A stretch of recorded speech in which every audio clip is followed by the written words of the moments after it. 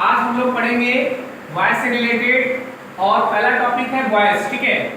और वॉइस जो है आपके एग्जाम में हर बार पूछता है, किसी भी एग्जाम में, चाहे वो 11th 12th का इंग्लिश हो या कंपटीशन हो या बैंकिंग सेक्टर हो, किसी भी या एसएससी में हो, हर में दो दो तीन तीन पूछता है।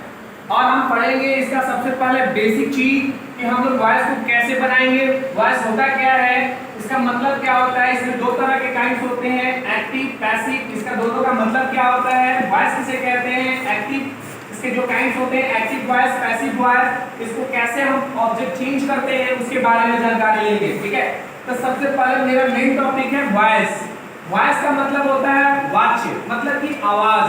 आप किस तरह से कौन सा लैंग्वेज बोलते हो, किसके माध्यम से बोलते हो, इसके बारे में हम लोग पढ़ेंगे।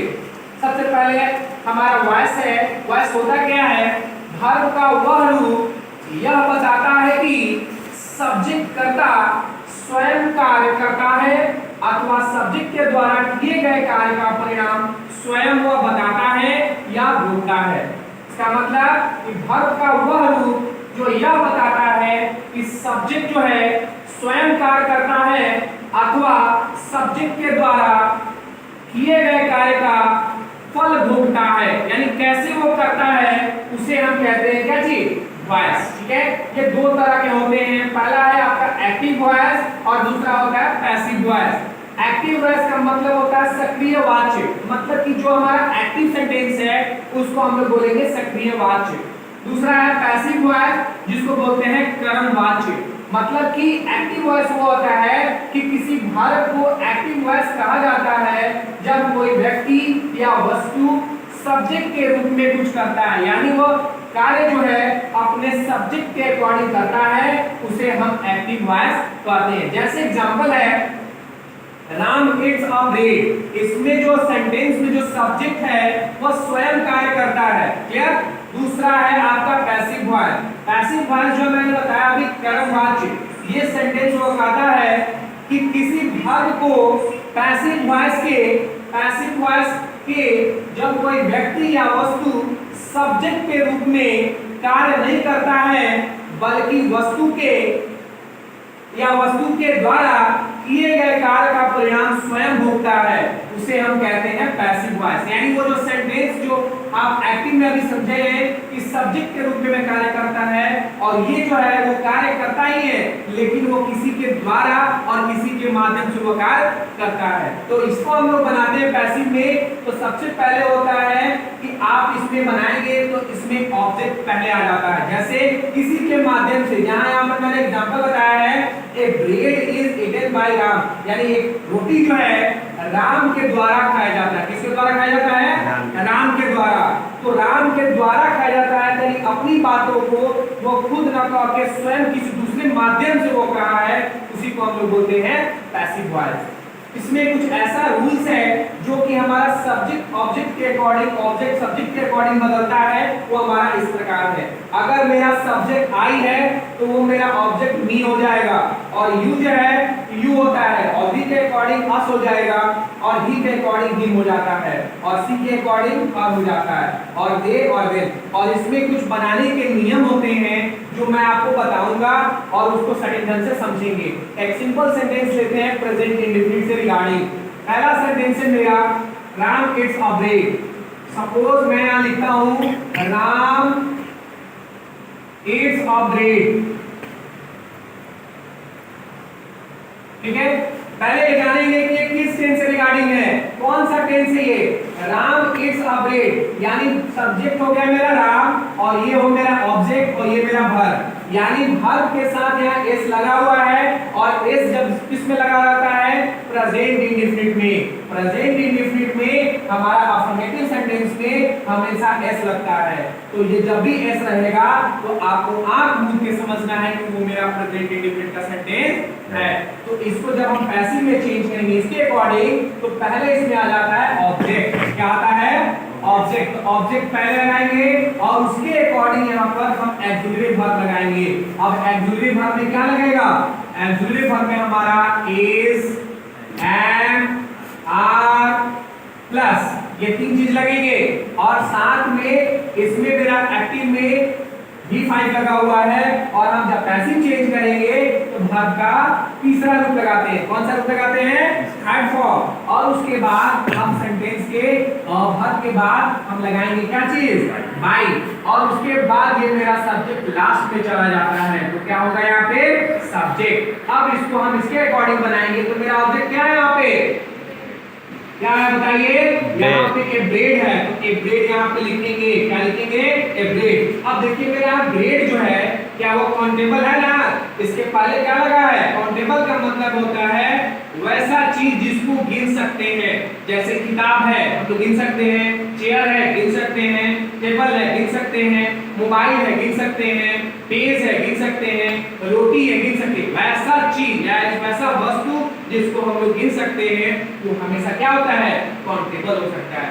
और जिसको नहीं गिन सकते हैं वो अनकाउंटेबल होता है। क्या पानी को गिन सकते हैं? डालडा को गिन सकते हैं? बालू को गिन सकते हैं? चीनी को गिन सकते हैं? नहीं। यानी वैसा चीज जिसको हम लोग गिन नहीं सकते हैं वो अनकाउंटेबल होता है। लेकिन यहाँ ब्रेड है, ब्रेड के पहले क्या लिखा है? ए। तो ए ब्रेड के अकॉर्डिंग ये सिंगुलर है या प्लूरल है?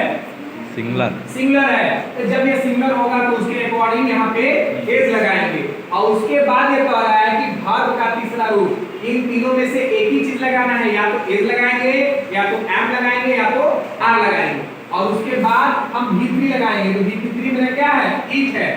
ईट जो मेरा इट्स है ये मेरा वर्ब का पांचवा फॉर्म है। याद रखेंगे इंग्लिश ग्रामर में वर्ब के 5 फॉर्म्स होते हैं। पहला होता है इसी के अकॉर्डिंग ईट, दूसरा होता है एट, तीसरा होता है ईटेन और चौथा आता है वर्ब में आईएनजी जो ईटिंग हो जाता है। और पांचवा फॉर्म जो होता है एस या एस लगाएंगे तो वो डिफाइन हो जाएगा। क्लियर? तो मुझे कौन सा चाहिए? V3। तो इसमें क्या होगा? ईट एट ईटेन। ईटेन को हम लोग लिखेंगे यहाँ पे सीधे इटेन। और उसके बाद क्या लगाना है? बाई। सीधे हाथ मुंह के हम लोग क्या लगाएंगे? बाई। अब देखिए यहाँ पे सब्जेक्ट है तो सब्जेक्ट मेरा राम है। अगर किसी का नाम रहता है तो वहां जिम करने उतार देते हैं। अगर यहाँ पे सब्जेक्ट मेरा कोई ही, सी, इट है, ही, सी, इट या आई भी रहेगा तो वो मेरा बदल जाता है अपने ऑब्जेक्ट के अकॉर्डिंग। यानी सब्जेक्ट जो है वह बदल जाएगा। तो यहाँ पे नाम के अकॉर्डिंग यहाँ क्या होगा? राम। अब समझ में आ रहा है आप लोगों को? एक एग्जांपल और बताते हैं इसी के according. I by A bicycle. मैं एक साइकिल खरीदता हूं। ठीक है? तो मैं जो है एक साइकिल खरीदता हूं उसमें सब्जेक्ट क्या है? आई। और यहाँ पे वर्ब क्या है? बाई। और एक साइकिल का क्या हो जाएगा? ऑब्जेक्ट। तो मेरा यहाँ पे ऑब्जेक्ट इसके अकॉर्डिंग बनाएंगे तो इसके अकॉर्डिंग क्या बनेगा? यहाँ पे क्या लिखेंगे सीधे? ए बाइसिकल इज। लेकिन है वो उसके बाद खरीदना का क्या होता है? बॉट। बाई बॉट बॉट होता है ना? By bot bot. यहाँ पे बॉट लगा दिए। उसके बाद क्या लगाना है यहाँ पे? बाई। सीधे यहाँ पे हम लोग लगाएंगे बाई। अब देखिए यहाँ आई है सब्जेक्ट। जब सब्जेक्ट है तो वो ऑब्जेक्ट के अनुसार जाएगा तो क्या होगा? मी। यहाँ पे क्या होगा? मी। यानी कि एक साइकिल जो है मेरे द्वारा खरीदा जाता है। किसी को कोई डाउट्स है तो इसी तरह से हर टेंस में आपको पढ़ना है और वो ऑक्सिलरी वर्ब के अनुसार बदलेगा। तो देखिए मेरा स्टेटमेंट आपका प्रेजेंट इंडेफिनिट से रिलेटेड था। अब उसके बाद प्रेजेंट इंडेफिनिट के बाद आएगा कंटीन्यूअस। कंटीन्यूअस में क्या आता है कि आपका ये सेंटेंस रहेगा ही is killing a tiger। मतलब कि वह बाघ मार रहा है। ठीक है? तो देखिए यहाँ पे सब्जेक्ट क्या है? ही। और मारना क्या है मेरा?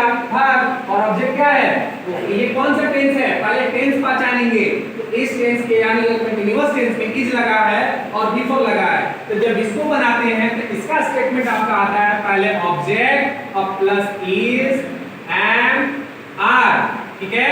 और उसके बाद जब कंटीन्यूअस में जब रहता है इसको चेंज करते हैं तो वो बनेगा सीधे किसमें? बीइंग। बीइंग लगाएंगे सभी के साथ कंटीन्यूअस में। और उसके बाद आता है आपका V3 और प्लस बाई और प्लस सब्जेक्ट। तो ये मेरा फॉर्मूला हो गया। अब इस फॉर्मूले के अकॉर्डिंग यहाँ बनाएंगे।